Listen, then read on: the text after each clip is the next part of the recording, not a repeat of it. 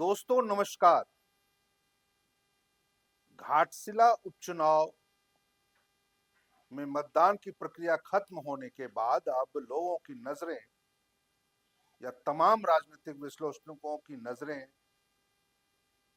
सीधे तौर पर अब 14 नवंबर पे आ टिकी है, क्योंकि 14 नवंबर को ही यहां पर मतगणना होना है।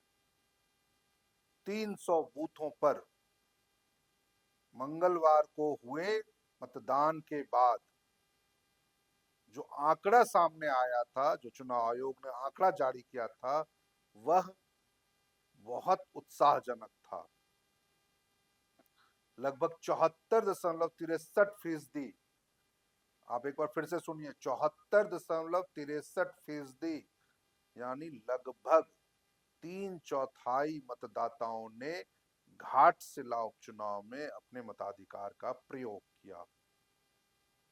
यह प्रयोग लोकतंत्र को मजबूत करने का एक नायाब उदाहरण था।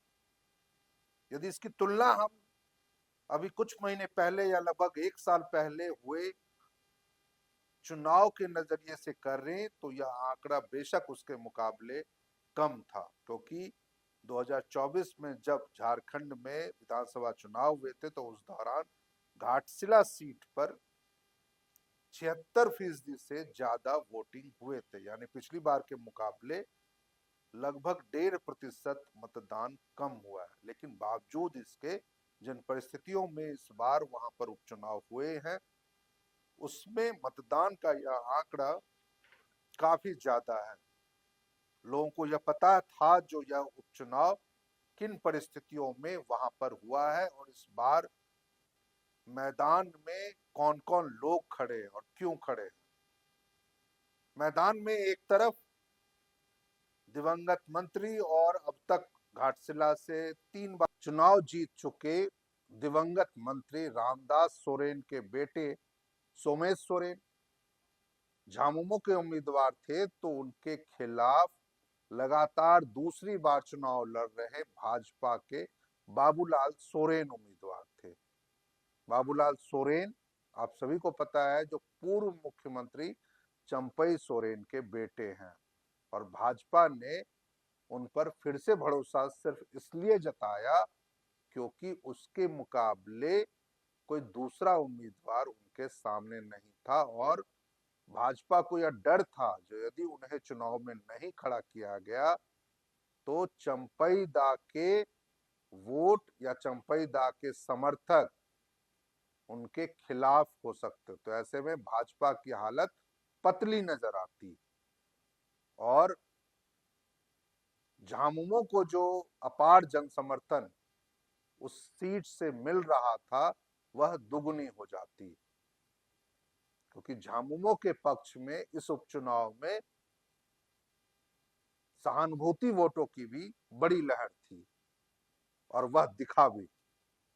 मतदान के दौरान जो लोगों में उत्साह नजर आया, महिलाओं में खासकर जो ज्यादा उत्साह नजर आया, युवाओं में उत्साह नजर आया, उसने यह साबित कर दिया जो एक बार फिर इस उपचुनाव में झामुमो की जीत तय है। मुख्यमंत्री हेमंत सोरेन के नेतृत्व में, जो झारखंड मुक्ति मोर्चा के अध्यक्ष भी हैं, जिस तरीके से झामुमो के तमाम पदाधिकारियों, उसके विधायकों, मंत्रियों ने पूरे चुनाव प्रचार के दौरान मोर्चा संभाल रखा, उससे विरोधी दलों में, विरोधी उम्मीदवारों में काफी भय का माहौल नजर आया। खासकर उनके सामने ऐसा कोई मुद्दा नजर नहीं आया जिसके आधार पर वह जेएमएम उम्मीदवार का विरोध करते। जो आंकड़े बताए जा रहे हैं वहां पर महिला मतदाताओं का उत्साह मतदान को लेकर ज्यादा नजर आया। वैसे आप में से बहुत लोगों को यह पता होगा, जो घाटशिला विधानसभा सीट पर महिला मतदाताओं की संख्या पुरुषों के मुकाबले कहीं ज्यादा है। लगभग 2.5 लाख से अधिक मतदाताओं ने इसमें वोट करना था, यानी 2,55,000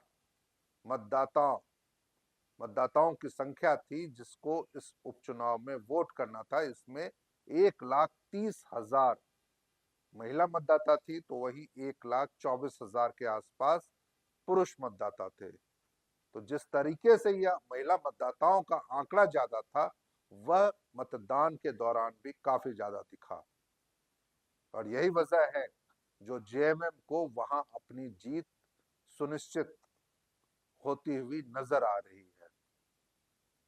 जेएमएम के पक्ष में जो उत्साह दिखा उसको मुख्यमंत्री हेमंत सोरेन ने भी सराहा। मतदान खत्म होने के बाद उन्होंने ट्वीट करके अपने सोशल मीडिया हैंडल से, खासकर एक्स पर, उन्होंने घाटशिला की जनता को धन्यवाद कहा, उनका साधुवाद किया, उनका आभार जताया, जोहार कहा। साथ ही साथ उन्होंने पूरे चुनाव के दौरान, चुनाव प्रचार के दौरान मिले समर्थन के लिए भी उन्हें धन्यवाद कहा। मुख्यमंत्री ने इस चुनाव को शांतिपूर्ण ढंग से संपन्न कराने के लिए तमाम जो चुनाव निर्वाचन से जुड़े अधिकारी थे, कर्मी थे, उनके लिए भी साधुवाद किया और उन्हें भी बधाई दी शांतिपूर्ण तरीके से संपन्न चुनाव करवाने को लेकर के। वहीं दूसरी तरफ आप देख लीजिए, जो भाजपा उम्मीदवार बाबूलाल सोरेन विवादों में भी फिर मतदान के दिन में फंसते नजर आए। उस दौरान उनका एक वीडियो जमकर सोशल मीडिया में वायरल हुआ, जो कैसे वह मतदान से कुछ घंटे पहले यानी आधी रात के समय एक होटल में पैसे बांटते नजर आए। हालांकि इस वीडियो की पुष्टि किसी भी स्तर पर नहीं हुई, लेकिन जिस तरीके से वो वीडियो वायरल हुआ और उस मौके पर झामुमो कार्यकर्ता बड़ी संख्या में होटल को घेर कर खड़े नजर आए और उनकी गिरफ्तारी का, उनके खिलाफ कार्रवाई की मांग करते नजर आए, उससे तो यह साफ था जो किस तरीके से बीजेपी इस मामले में या इस उपचुनाव में मतदाताओं को अपने पक्ष में करने की ये प्रकारेण कोशिश कर रही है। इसके अलावा जो एक महत्वपूर्ण मुद्दा था, या आप समझिए जो चुनाव को प्रभावित करने की कोशिश जो थी, वो हुई टाइगर जो कोल्हान है, चंपईदा, उनके ट्विटर हैंडल से, उनके एक्स हैंडल से। उस एक एक्स हैंडल से एक वीडियो भी जारी किया गया चुनाव के मतदान के दौरान, जिसमें चाईबासा में जो पिछले महीने नो एंट्री का विवाद हुआ था, उससे जुड़े कुछ लोग मीडिया में अपनी प्रतिक्रिया दे रहे थे। उसमें यह स्पष्ट लिखा हुआ था, जो चाईबासा की घटना में आदिवासियों पर हुए अत्याचार को आप भूलना मत। यानी ठीक इन चुनाव के दौरान जब वोटिंग हो रही थी, उस दौरान अपने सोशल मीडिया हैंडल से ऐसा पोस्ट वायरल करवाने का मकसद आप और हम बहुत अच्छी तरीके से समझ सकते हैं। इस वीडियो को आप देखिए, जो कैसे जो सज्जन हैं वीडियो में वो क्या बोलते हुए नजर आते हैं। आप पहले इस वीडियो को देखिए। बहुत दुखद घटना महसूस हुआ कि एक गर्भवती महिला जिसको जेल में नहीं भेजा जाना चाहिए था, जिसके पेट में एक 2 महीना का बच्चा पल रहा था, उसको जो है ये वर्तमान हेमंत सरकार जो अपने आप को आदर्शित सरकार बोलता है, उसके शासन प्रशासन के कुतंत्र लापरवाही का नतीजा है कि आज एक गर्भवती माता को जो है आज जेल में रहना पड़ा। उसके बच्चा का जेल के अंदर में ही जेल के अंदर में उसका डेथ हो गया पेट के अंदर में। तो उसके लिए अगर कोई जवाबदेही है, कोई दोषीवार, तो यहाँ का जो मुखिया हेमंत सोरेन है, इसे राज्य का जो परिवहन मंत्री वो जवाबदेही होना चाहिए, क्योंकि उनके तानाशाहीपूर्ण रवैये के कारण जो है आज निर्दोषों को जेल में जाना पड़ा। एक बच्चा जो दुनिया में आने वाला था, जिसका कोई दोष नहीं था, उसका क्या गुनाह था, आज उसको जेल में मरना, उसका देहांत हो गया। तो उसके लिए जो है पूरी तरह से जवाबदेही हेमंत सोरेन, दीपक बुरा और यहाँ का शासन प्रशासन है, जो कि जिसके गलत मानसिकता कारण उस बहन को जो है जेल में जाना पड़ा और बच्चा का देहांत हुआ। तो साथियों, आपने सुना इस वीडियो को, जो कैसे वह चाईबासा नो एंट्री जैसे एक स्थानीय मामले को लेकर पूरे उसे आदिवासी समाज से जोड़ने का प्रयास करते हैं। जो मसला सिर्फ चाईबासा पूरे जिले का भी नहीं था, वो केवल एक शहरी क्षेत्र का मामला है और प्रशासन ने अपने तरीके से उस मामले को संभालने की कोशिश की थी। उसे चुनाव के दौरान मुद्दा बनाना उनकी कमजोरी दर्शा रहा है। हार के डर से वो किसी भी प्रकार से कोई भी मामला उठाने से बाज नहीं आए।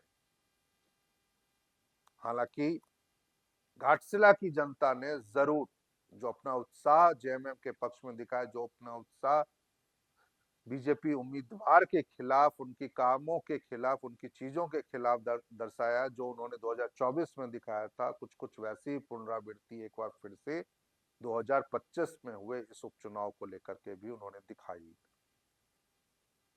कुछ घंटे अब शेष है जब मतपेटियां खुलेंगी और वहां पर जो वोट हुए हैं, वोटिंग हुई है, ईवीएम में जो वोटिंग दर्ज है, लगभग 74.63% मतदान, उसके आधार पर यह तस्वीर अब साफ हो जाएगी जो अगले 4 सालों तक घाटशिला का प्रतिनिधि कौन होगा और वह घाटशिला को किस ओर ले जाएगा। सरकार की योजनाओं के समर्थन में घाटशिला की जनता या घाटशिला के मतदाताओं का फैसला आता है, या फिर यदि कोई संभावना बनती है तो क्या बीजेपी उम्मीदवार और चंपईदा के बेटे बाबूलाल सोरेन की जीत होती है, तो क्या पिता पुत्र की यह जोड़ी पहली ऐसी जोड़ी होगी जो एक ही समय में विधानसभा में नजर आएगी।